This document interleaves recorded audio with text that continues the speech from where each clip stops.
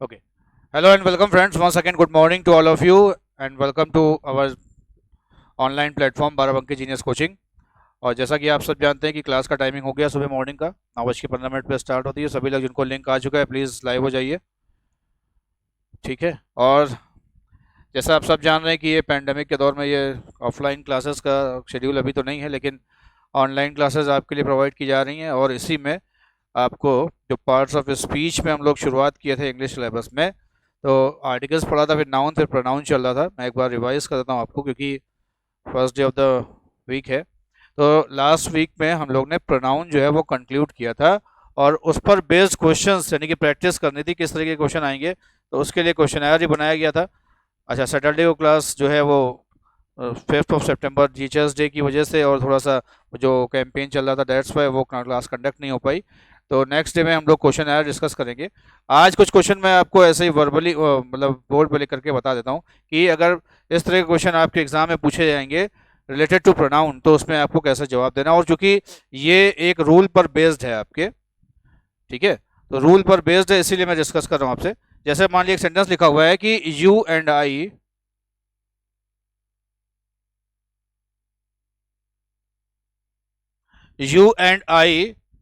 have done my best in the examination,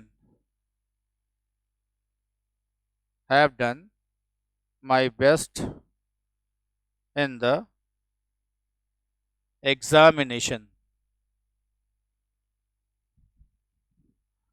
लिखा है you and I have done my best in the examination. ये आप देखिए आपके स्क्रीन पर लिखा है, बोर्ड पर लिख दिया मैंने। अब अगर ये सेंटेंस अगर आप पढ़ें तो सेंटेंस में एक पार्ट में एरर है इसमें, ठीक है भाई। There is an error in this sentence, so can you tell me in which part do you think that there is an error?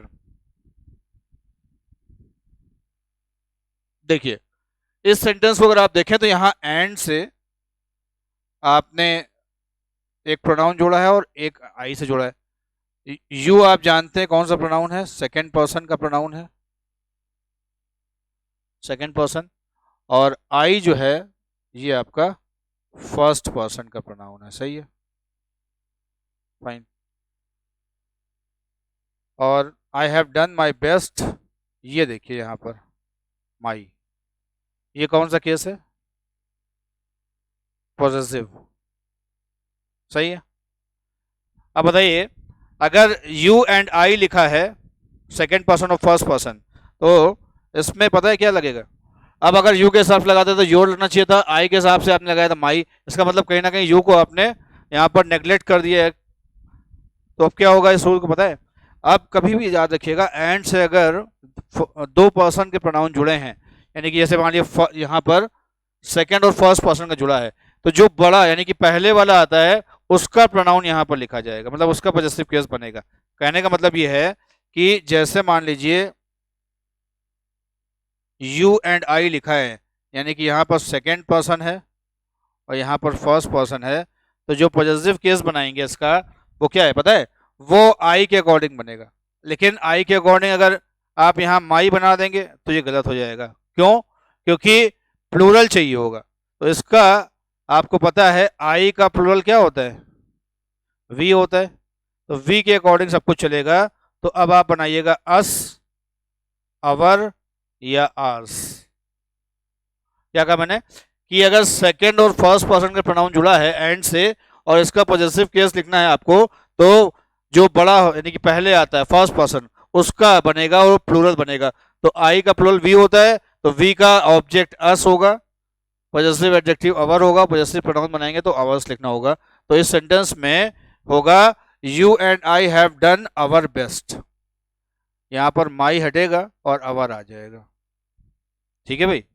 ऐसे ही मान लीजिए लिखा हो यू एंड शी। अब यू क्या हो गया, सेकंड पर्सन, शी क्या हो गया, थर्ड पर्सन। अब इसका अगर हमें प्लूरल बनाना है तो क्या करेंगे, पॉजिटिव केस लिखना है पता है।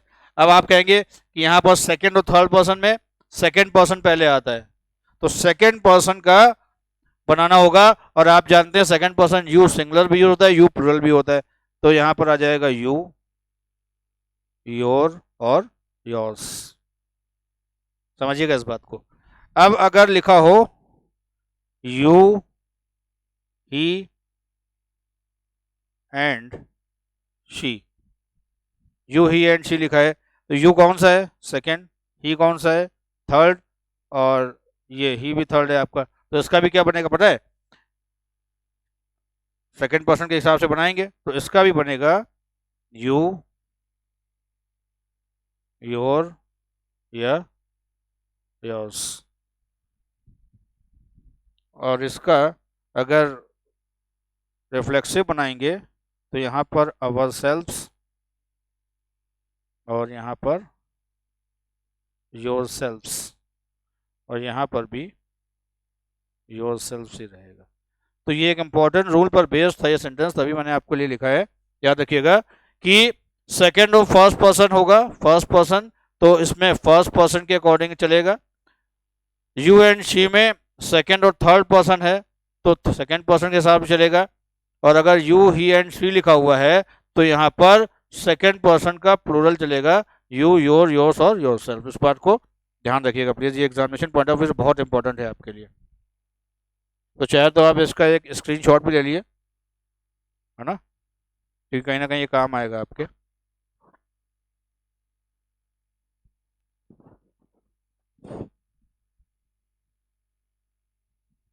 ठीक है भाई, चलिए। तो देखा आपने, एक जो क्वेश्चन था उस क्वेश्चन को करने के लिए आपने इस पर्टिकुलर रूल को तैयार कर लिया। आप कभी भी इस तरह का कोई क्वेश्चन आए तो हमेशा ध्यान रखिएगा, एंड से जो दो प्रोनाउन जुड़े हों, अगर वो फर्स्ट पर्सन सेकंड पर्सन होंगे तो फर्स्ट पर्सन पहले आता है, जो क्रम में पहले आता है उसका प्लुरल बनाइएगा। सेकंड थर्ड में सेकंड पहले आता है तो सेकंड बनेगा, और सेकंड थर्ड थर्ड तीन हो तो फिर यहाँ पर सेकंड का ही बनेगा और ये प्लुरल फॉर्म में रहता है। ठीक है भाई, चलिए। तो ये एक रूल पर बेस्ड क्वेश्चन था, इसलिए मैंने आपसे डिस्कस किया इसको, और याद रखिएगा इस पर बेस्ड क्वेश्चन आपके एग्जामिनेशन में पूछे गए हैं और फिर पूछे जा सकते हैं। तो एक बार आपका कॉन्सेप्ट क्लियर हो जाए फिर कहीं कोई प्रॉब्लम नहीं है, सेंटेंस चाहे कैसा भी होगा आप कर पाएंगे उसको। ठीक, चलिए इसी से जुड़ा एक क्वेश्चन और लिखते हैं आपके लिए, और वो भी एक रूल पर बेस्ड है, तो एग्जाम्पल से हम रूल की तरफ बढ़ेंगे। ठीक, लिखा है his efforts will bring him more success, his efforts will bring him more success, his efforts will bring him more success than your full stop। ठीक, चलिए देखिए और बताइए इसमें क्या प्रॉब्लम है।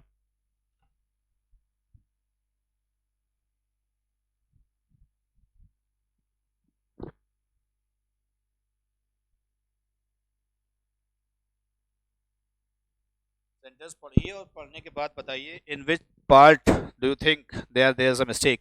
देखा his efforts will bring him more success than your. चलिए मैं आपको बता दूं क्या प्रॉब्लम है इसमें। अब सेंटेंस की शुरुआत में क्या लिखा है, हिज एफर्ट्स, तो एफर्ट्स क्या हो गया, नाउन हो गया, तो उससे पहले हिज क्या है आपका, एडजेक्टिव। नाउन से पहले क्या होता है, नाउन से पहले एडजेक्टिव आता है। अब ये एडजेक्टिव है कौन सा, पॉजिटिव। यहां देखिए क्या लिखा हुआ है, मोर सक्सेस देन, और देन आपको पता है किस लिए आता है, कंपैरिजन करने के लिए, यानी कि तुलना करने के लिए देन आता है। रूल क्या है कि जिससे आप तुलना कर रहे हैं और जिसकी तुलना कर रहे हैं वो दोनों एक ही केस में होने चाहिए। मतलब अगर आपने नाउन यूज किया है सब्जेक्टिव केस में तो दूसरा भी नाउन यहाँ पर सब्जेक्टिव केस में होगा। प्रोनाउन है, अगर वो सब्जेक्टिव में है तो सब्जेक्टिव में होगा, ऑब्जेक्टिव है तो ऑब्जेक्टिव में होगा, और अगर पॉजिटिव केस है तो फिर पॉजिटिव केस में होना चाहिए। अब पहला वाला जिसको आपने कंसिडर किया है वो पॉजिटिव केस में है, तो या तो यहां पर आप लिखें कि his efforts will bring him more success than your efforts, than your efforts, एक तरीका ये हो सकता है लिखने का, तब ये सही हो जाएगा। या क्योंकि ये कौन सा एडजेक्टिव है, ये पॉजिटिव एडजेक्टिव है, तो उसके बाद आप नाउन लिखेंगे तब ये सेंटेंस सही माना जाएगा। एक तो तरीका ये करने का। दूसरा, अगर योर एफर्ट्स ना लिखें, आप खाली इतना लिख दें देन योर्स, तो भी सही हो जाएगा। क्यों, क्योंकि ये पॉजिटिव क्या बन जाएगा, प्रोनाउन। फिर एफर्ट्स लिखने की जरूरत नहीं है, क्योंकि अक्सर ऐसा होता है कि हम लोग रिपीटिशन से बचते हैं और उसी से बचने के लिए ये योस प्रोनाउन का इस्तेमाल कर लेंगे। तो यहाँ फुल स्टॉप लगा सकते हैं, क्योंकि आपको पता है योस एक प्रोनाउन है, प्रोनाउन के बाद किसी ऑब्जेक्ट की जरूरत नहीं होती है। तो ये सेंटेंस अपने आप में आपका कंप्लीट और मीनिंगफुल हो जाएगा और ग्रामेटिकली करेक्ट हो जाएगा। तो दो तरीके हैं, या तो पॉजिटिव एडजेक्टिव अगर लिखा है तो उसके बाद नाउन लिख दीजिए जिसका कंपेरिजन यहाँ किया गया है, या इस पॉजिटिव एडजेक्टिव को पॉजिटिव प्रोनाउन में चेंज कर दीजिए, तब ये पॉजिटिव केस हो जाएगा और ये भी पॉजिटिव केस है, तो दोनों केस सेम हो जाएंगे और ग्रामेटिकली सेंटेंस आपका करेक्ट हो जाएगा। ठीक है भाई, चलिए। तो आपने एक रूल और पढ़ा क्या कि जिस नाउन या प्रोनाउन को आप तुलना कर रहे हैं वो दोनों एक ही केस में होने चाहिए। मतलब अगर केस सब्जेक्टिव है तो सब्जेक्टिव, ऑब्जेक्टिव है तो ऑब्जेक्टिव, और अगर पॉजिटिव केस यूज किया है तो फिर पॉजिटिव केस में होना चाहिए उसको भी। ठीक है भाई, चलिए। और देखिए एक सेंटेंस आपके लिए आ रहा है, he prostrated before his master. He prostrated before, लिखा है ही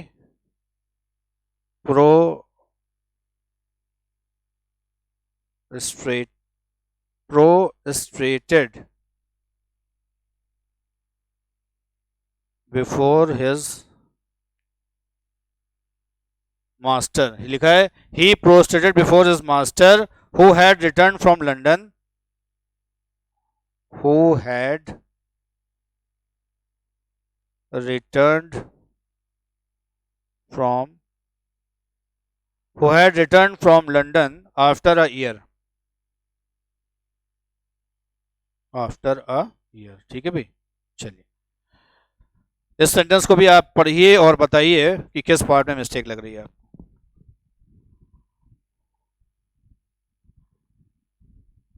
जी, लिखा है कि he prostrated before his master who had return from London after a year.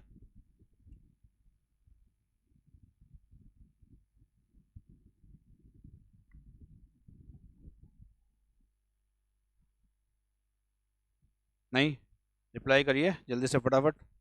अब देखिए सेंटेंस को अगर आप पढ़ें तो मैंने आपको जो लास्ट लेक्चर लिया था थर्सडे को आई थिंक, उस वाले वीडियो में, उसमें लेक्चर में मैंने आपको बताया था कि there are certain verbs which are use reflexively, कि कुछ वर्ब्स ऐसी होती हैं जो रिफ्लेक्सिवली यूज होती हैं। रिफ्लेक्सिवली से मतलब उनके बाद रिफ्लेक्सिव प्रोनाउन का आना जरूरी है। या आप कह सकते हैं कि those verbs which are transitive verbs, यानी कि वो वर्ब्स जो ट्रांजिटिव वर्ब्स होती हैं, they need an object just after them, मतलब उसके तुरंत बाद एक ऑब्जेक्ट की जरूरत पड़ती है। तो अगर वहां पर ऑब्जेक्ट नहीं लिखा है तो वो सेंटेंस ग्रामेटिकली इनकरेक्ट माना जाएगा। और उसी लिस्ट में मैंने आपको ये वर्ड लिखाया था प्रोस्ट्रेटेड। प्रोस्ट्रेटेड का मतलब होता है नतमस्तक हो जाना, नतमस्तक हो जाना, यानी कि किसी के चरणों में अपने आप को पूरी तरीके से समर्पित कर देना। तो ये कह रहे हैं ही प्रोस्ट्रेटेड बिफोर हिज मास्टर। अब आपके मन में एक सवाल आएगा कि उसने नतमस्तक कर दिया, किसको कर दिया? और मैंने आपको बताया था कि अगर ट्रांजिटिव वर्ब आपको पहचानना है कि वो दी गई वर्ब ट्रांजिटिव है या इनट्रांजिटिव, देखिए बहुत आसान है। अगर आप ये पूछें कि ट्रांजिटिव वर्ब को आप कैसे आइडेंटिफाई करेंगे, तो बहुत आसान है। जो ट्रांजिटिव वर्ब दी गई हो उस पे आप दो सवाल करिए, क्या या फिर किसे या किसको। और अगर इनका रिप्लाई आता है, if you get the reply, it means this verb is transitive, है ना। मैंने फिर आसान शब्दों में बता दें कि कोई भी वर्ब ऐसी हो जिसको ऑब्जेक्ट की आवश्यकता पड़े, यानी कि जब आप सवाल करें क्या और आप जवाब मिले, या फिर आपने सवाल किया किसे या किसको और उसका एक आंसर मिलता हो, तो वो वर्ब ट्रांजिटिव होगी। जैसे आपने कहा कि ही हिट्स, अब आपने सवाल किया वो मारता है, तो किसको या किसे मारता है, तो फिर आप कहेंगे ही हिट्स द बॉल, वह गेंद को मारता है। तो जब तक आप बॉल नहीं लगाएंगे, वो जो हिट्स लिखा हुआ है ट्रांजिटिव वर्ब, वो कंप्लीट एक्शन को शो नहीं करेगा, क्योंकि ट्रांजिटिव वर्ब का मतलब ही होता है कि रिसीवर ऑफ द एक्शन होना चाहिए, कि वो जो काम हुआ है उसका प्रभाव जब सब्जेक्ट पे ही ना पड़े बल्कि कर्ता तक सीमित न रह करके कर्म की आवश्यकता, यानी कि ऑब्जेक्ट की जरूरत पड़ती है, तो ही उस वर्ब को ट्रांजिटिव वर्ब कहते हैं। तो यहां पर आपको क्या करना पड़ेगा, ही प्रोस्टेटेड किसको, हिमसेल्फ, क्योंकि इसका जो पॉजिटिव पॉजिटिव क्या है, इसका जो रिफ्लेक्सिव प्रोनाउन है, रिफ्लेक्सिव प्रोनाउन, ये सेंटेंस में क्या करेगा, ये काम करेगा ऑब्जेक्ट की तरह। और आप जानते हैं कि ही अगर सब्जेक्ट है, प्रोस्टेटेड वर्ब है, तो ये हिमसेल्फ यहां पर क्या काम करेगा, ऑब्जेक्ट बन जाएगा। और जैसे ऑब्जेक्ट आ जाएगा तो ये ट्रांजिटिव वर्ब की जो कंडीशन है वो फुलफिल हो जाएगी कि वर्ब के बाद ऑब्जेक्ट आना चाहिए, तो ऑब्जेक्ट जो है वहां पर काम करेगा आपका। ठीक है भाई, चलिए। तो वो वर्ब की लिस्ट जो मैंने आपको लिखाई थी जिसमें प्रोस्टेटेड भी था, जैसे उसमें रिजाइन भी था, एब्सेंट भी था, एंजॉय भी था ना, उसको याद रखिएगा, उससे अक्सर सवाल पूछे गए हैं। इंट्रोड्यूस बहुत पूछा जाता है, सेक्रीफाइस आता है ना, इस तरह सेटिस्फाई है। ठीक, हाँ, एक बहुत अच्छा क्वेश्चन है आपके लिए, और ये भी एक रूल पर ही बेस्ड है। लिखा है, she is such a brilliant student that I expected. She is such a brilliant student that I expected. Fine, okay. अब देखिए, ये सेंटेंस है आपके स्क्रीन पर, और पढ़िए और बताइए क्या गलती है इसमें।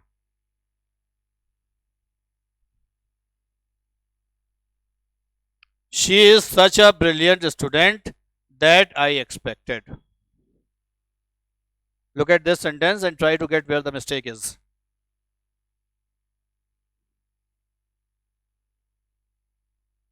जी, रिप्लाई करिए, कमेंट करिए बॉक्स में फटाफट।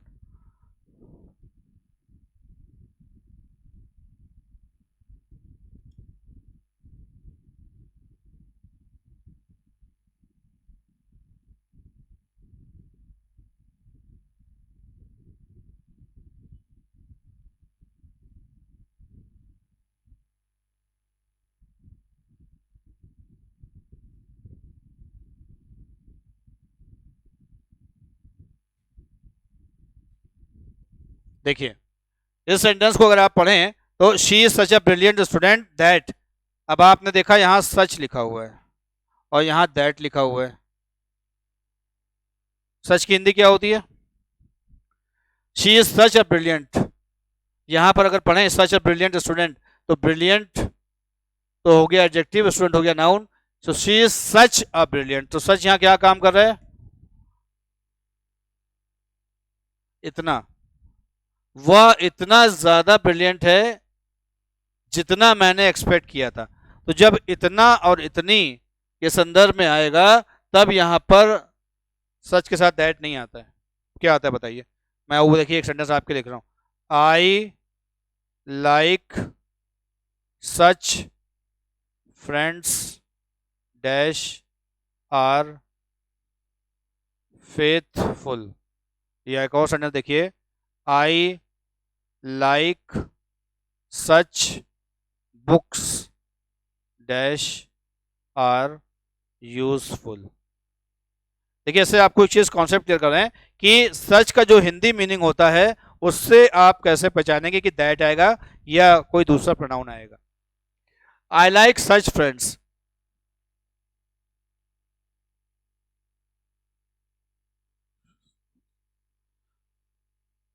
यहां पर कहना चाहिए as are useful, as are useful, कि आई लाइक सच फ्रेंड्स, मैं ऐसे दोस्तों को पसंद करता हूं जो क्या हो, फेथफुल हो यानी कि विश्वास पात्र हो। या आई लाइक सच बुक्स, मैं ऐसी किताबों को पसंद करता हूं जो उपयोगी हो।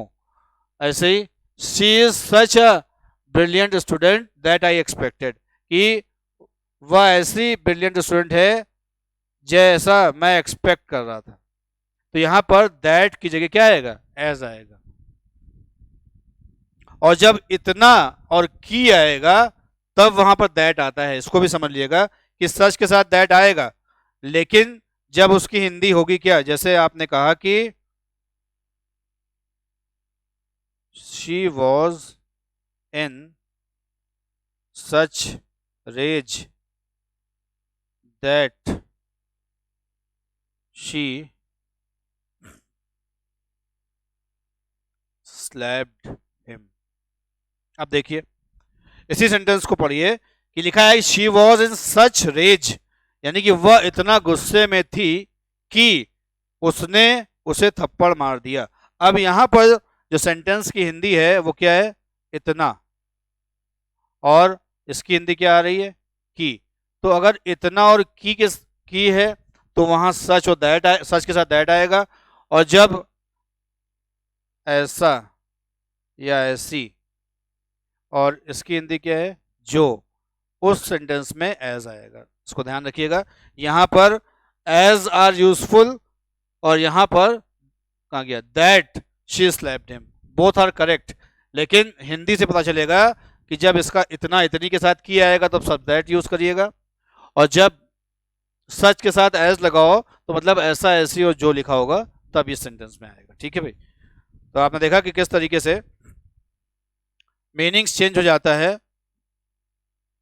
जब उसका अर्थ दूसरा हो। हाँ, तो वर्ड को सेलेक्ट करना, कौन सा वर्ड कहाँ पर आएगा, और ये भी चूंकि आपके प्रोनाउन से ही रिलेटेड था, पता है क्या, ये आपके रिलेटिव प्रोनाउन का पार्ट था भाई। सच के साथ दैट और सच के साथ एज, जो दैट और एज आपने यूज किया है वो दोनों ही किस बात को बता रहे हैं, प्रोनाउन को ही तो बता रहे हैं, रिलेटिव प्रोनाउन को। ठीक है भाई, तो इस तरह के सेंटेंस अगर आए हैं तो कोशिश करिएगा कि आपकी तरफ से कोई गलती ना हो। ठीक है, और देखिए मैं, और जो जो इस रूल पर बेस्ड सेंटेंसेस आ सकते हैं वो पूछ सकते हैं। इसका है ये वाला, देखिए जैसे लिखा है the colour of my mobile is better than your mobile. क्या कहा हमने, लिखा है कि the colour of my mobile is better than your mobile. अब देखने में सेंटेंस आपको कैसा लग रहा है, सही लग रहा है, किसी से आप बोलेंगे तभी वो समझ में आएगा कि the colour of my mobile is better than your mobile, मतलब मेरे मोबाइल का कलर तुम्हारे मोबाइल से ज़्यादा बेहतर है।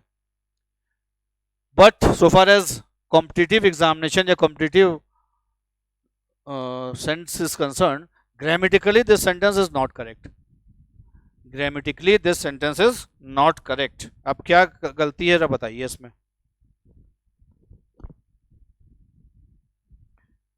गलती क्या है, अगर इस सेंटेंस को हम यहां से पढ़ें, कहां से, एक सेकंड के लिए इतना हिस्सा अगर छुपा दें, अब पढ़िए my mobile is better than your mobile, ये सही है। क्यों, क्योंकि यहां पर देखिए देन लिखा हुआ है, इसका मतलब यहां पर क्या हो रहा है, comparison.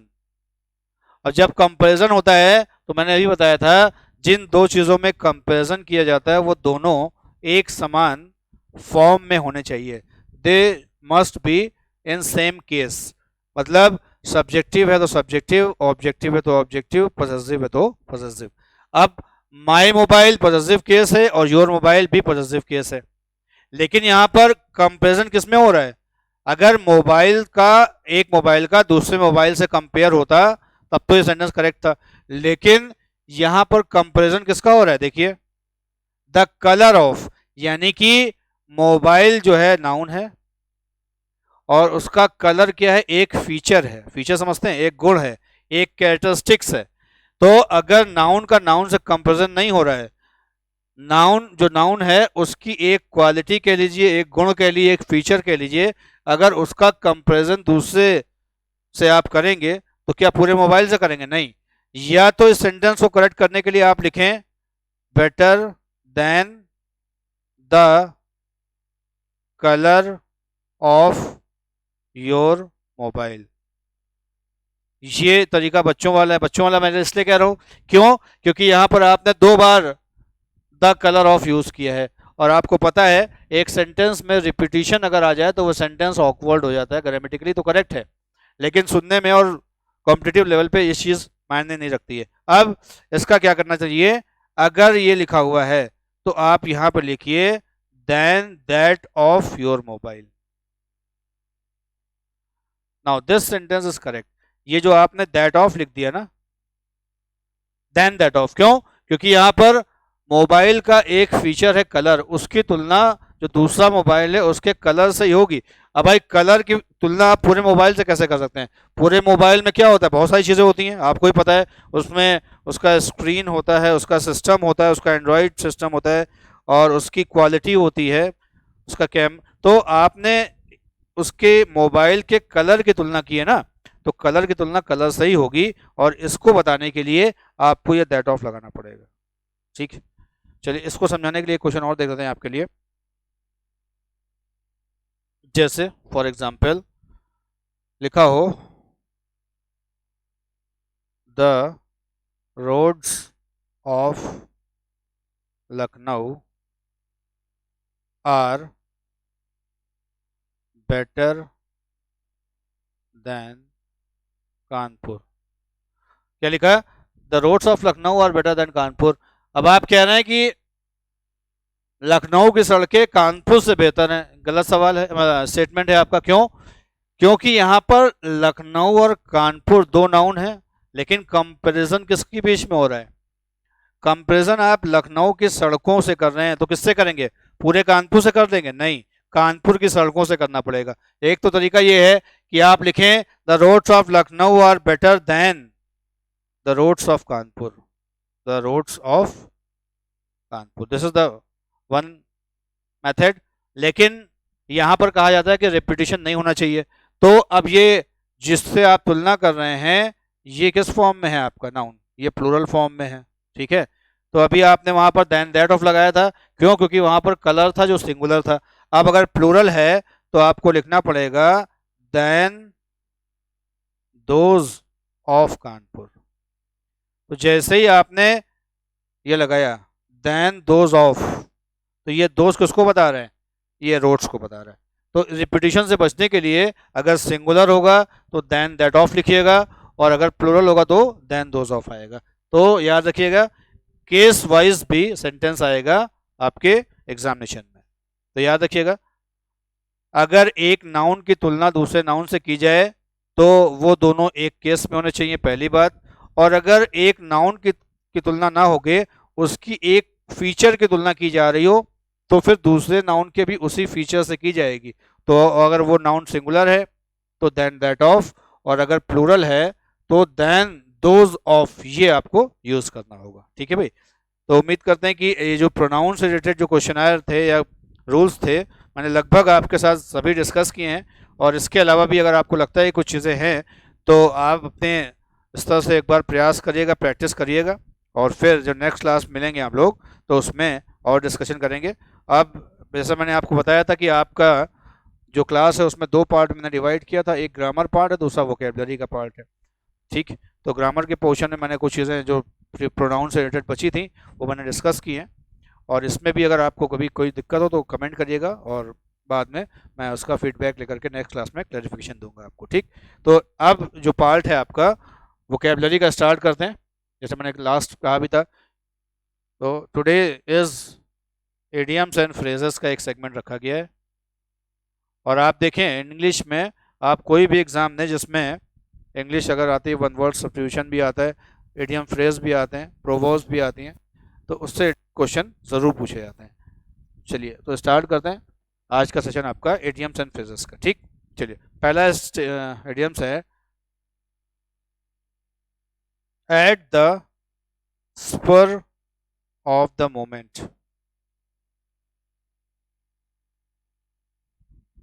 Eight the spur of the moment, कितना बाकी है?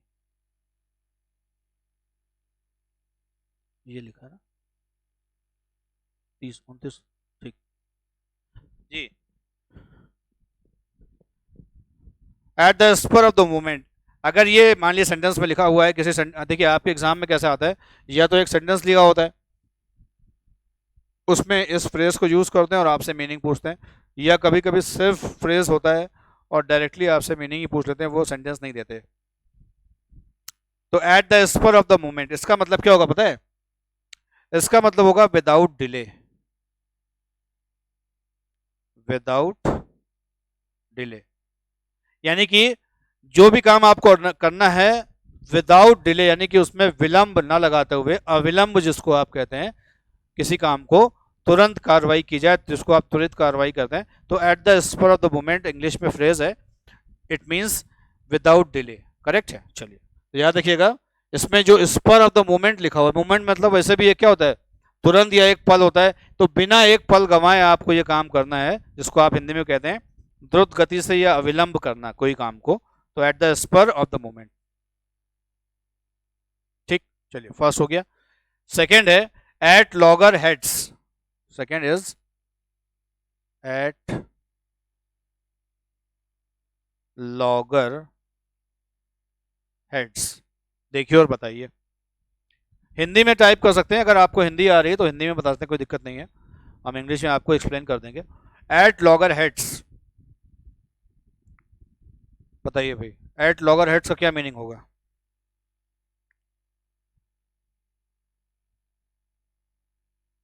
जी, एट लॉगर हेड्स। अब देखिए यहाँ पर हेड्स लिखा हुआ है, हेड्स मतलब क्या, सर सर होता है, और एस लगा हुआ है, इसका मतलब दो हो गए। तो कहीं पर भी अगर दो लोग हैं, वो आपस में उनके बीच में सर फोड़ने वाली स्थिति है, इंग्लिश में कहते हैं, हिंदी में कहते हैं, इसका मतलब उनके बीच में क्या है, उनके बीच में स्ट्राइफ है। स्ट्राइफ का मतलब संघर्ष हो रहा है, यानी कि लड़ाई झगड़े वाली स्थिति है। तो कभी भी ऐसी स्थिति आती है तो उसे कहते हैं टू बी स्ट्राइफ। STRIF, याद रखिएगा। स्ट्राइफ का मतलब, यस में टू बी एट स्ट्राइफ कर लिए ज़्यादा बेहतर हो जाएगा, to be at strife. Strife का मतलब ही संघर्ष होता है, यानी कि किसी चीज़ को लेकर के आप जो है वो दूसरे से क्या सहमत नहीं है, तो दोनों के बीच में जो हेड है वो क्या होगा, टकराएगा। तो उस केस में आप कह सकते हैं एट लॉगर हेड्स का मतलब टू बी एट स्ट्राइफ। संघर्ष की स्थिति या झगड़ा करने की जो नौबत आ जाती है, वो एट द स्ट्राइफ वाली स्थिति होती है आपकी। ठीक है भाई, चलिए एक होता है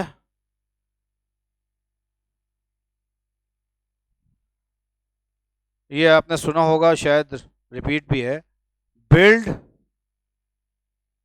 Castle's in the air. Build castles in the air, बताइए, build castles in the air. इसमें ध्यान रखिएगा, टी जो है वो प्रोनाउंशिएट नहीं किया जाता, इसे कैसल्स पढ़ते हैं। कैसल्स मतलब किला होता है, फोर्ट का जो था किला, उसे कहते हैं कैसल्स। जो सुरक्षा के लिहाज से राजा महाराजा लोग फोर्ट या किला बनाते थे, तो उसे कैसल्स कहा जाता है। तो build castles in the air, बताइए।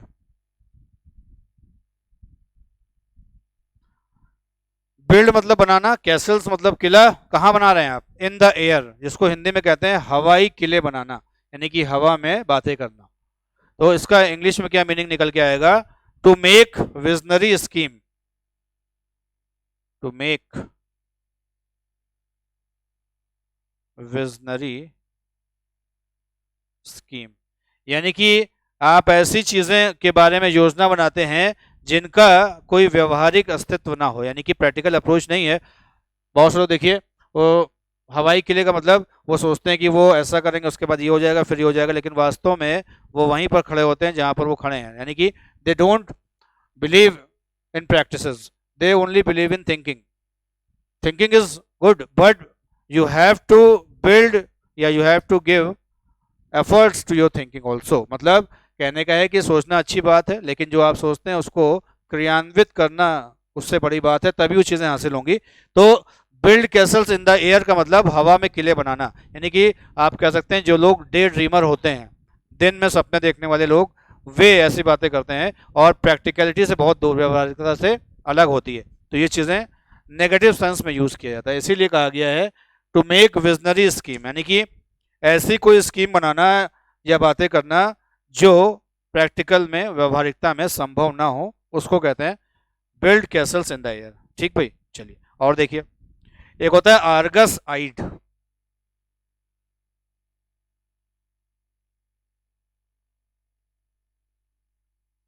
आर्गस आइड, बताइए।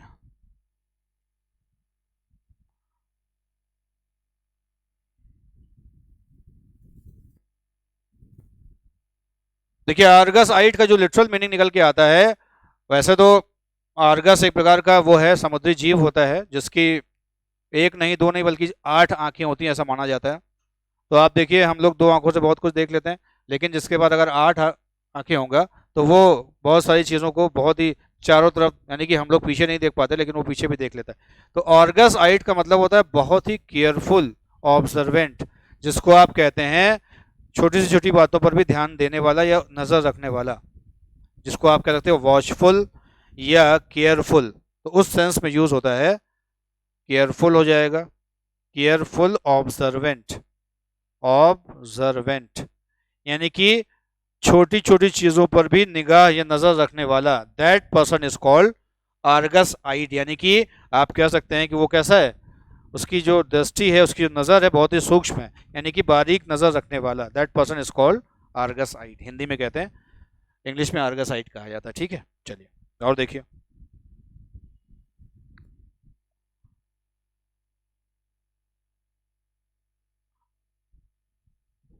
ब्रिंग डाउन द हाउस, बताइए अगर ये फ्रेज लिखा हो, bring down the house, bring down the house, बताइए।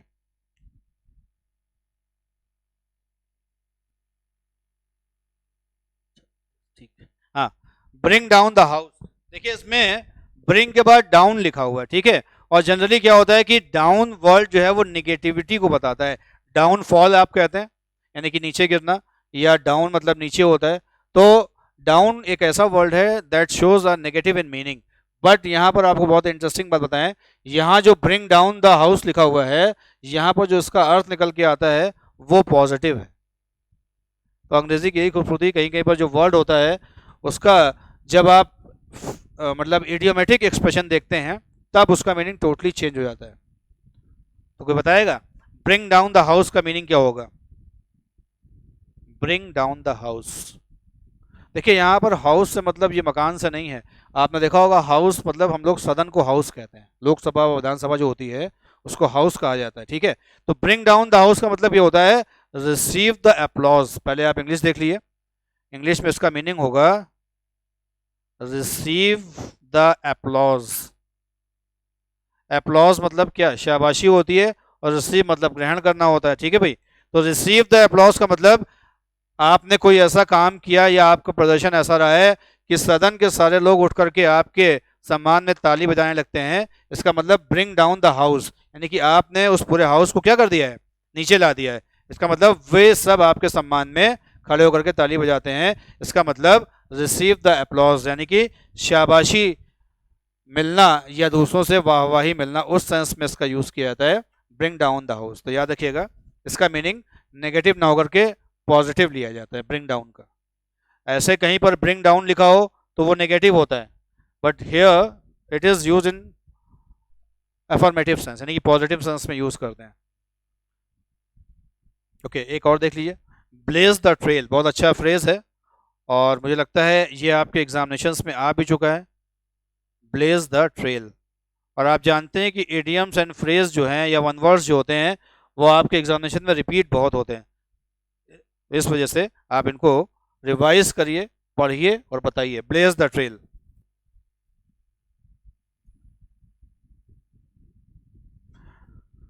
ब्लेज द ट्रेल, बताइए। देखिए ब्लेज द ट्रेल का जो लिटरल मीनिंग है उसका मतलब ये होता है किसी भी मूवमेंट की, किसी भी आंदोलन की शुरुआत करना, या आप कह लीजिए लौ जलाना होता है, यानी कि मशाल लेकर के जो लोग आगे चलते हैं, जिसको आप कहते हैं पाइनियर। पाइनियर का हिंदी में मतलब होता है, जैसे पाइनियर स्कूल बहुत सारे हैं, एक्चुअल में एक पाइनियर पेपर भी आता है द पाइनियर के नाम से इंग्लिश में।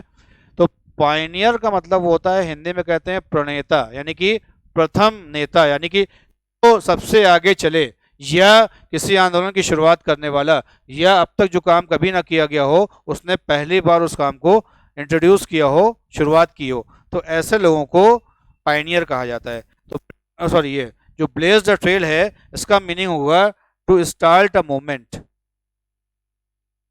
To start a movement, blaze the trail उसको कहते हैं, या आप कह सकते हैं to be pioneer, to be pioneer. जैसे आपको ध्यान हो 2011-12 में अन्ना हजारे ने एक मूवमेंट शुरू किया था लोकपाल बिल को लेकर के, तो एट दैट टाइम आप कह सकते हैं कि उन्होंने एक मशाल जलाई थी, एक लौ जलाई थी, एक आंदोलन की शुरुआत की थी अगेंस्ट करप्शन। ठीक है, तो ये ब्लेज द ट्रेल बहुत पॉपुलर हुआ था उस समय, सोशल मीडिया पर बहुत ट्रेंड करता था। और जैसे आज सोशल मीडिया, फेसबुक और ट्विटर हम लोग यूज़ कर रहे हैं for the cause of benefit of the students, at that time it was used for the campaigning of that particular election, और मतलब इलेक्शन करने कैंपेन के लिए। और आपको ध्यान हो वहाँ पर जो एक पार्टी आज दिल्ली में शासन कर रही है, शुरुआत उसकी नींव वहीं पड़ी थी, और उन्होंने इसका फेसबुक की तरफ बहुत मज़े से इस्तेमाल किया था और बहुत पॉपुलैरिटी गेन की थी।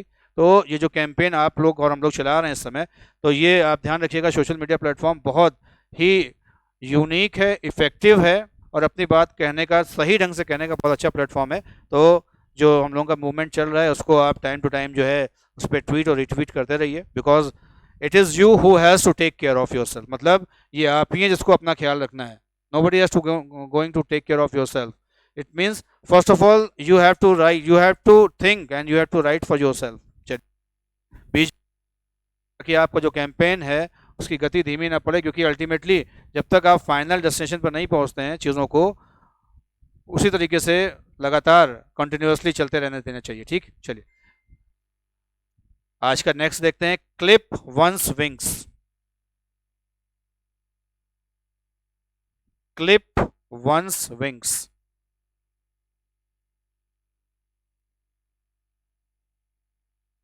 बताइए भाई, क्लिप वंस विंग्स का क्या मतलब होगा? क्लिप मतलब वो क्लिप चिमटी होती है, वंस मतलब एक की, विंग्स मतलब पंख होते हैं। तो क्लिप वंस विंग्स, भाई देखो पंख अगर खुले हों तो ही आसमान में उड़ा जा सकता है, लेकिन अगर आप उन पंखों पर क्लिप लगा दें, यानी कि उनको रुकावट पैदा कर दें उनके लिए, इसका मतलब क्या है? पंख को कुतर देना या उस पर लगाम कसना। तो क्लिप वंस विंग का मतलब होता है टू वीकेन द पावर, किसी की ताकत को कम कर देना। टू वीक से बन जाएगा वीकेन, वीकेन मतलब verb, to weaken the power, किसी की ताकत को कमजोर बना देना, टू वीकेन द पावर, ये मीनिंग होगा क्लिप वंस विंग्स का, है ना। चलिए और देखिए, आपके एग्जामिनेशन पॉइंट ऑफ व्यू से जो इंपॉर्टेंट है मैं उससे डिस्कस कर रहा हूँ इडियम्स एंड फ्रेज में। हाँ, इसमें एक था बैक स्टेयर्स इन्फ्लुएंस, ये बताइएगा, आपने शायद सुना भी होगा, back stairs influence, back stair influence ये क्या है बताइए? स्टेयर्स मतलब सीढ़ियां होती हैं, बैक स्टेयर्स क्या हुआ? सीढ़ियों के पीछे, और इन्फ्लुएंस का मतलब प्रभाव या इफेक्ट होता है जो आप जानते हैं।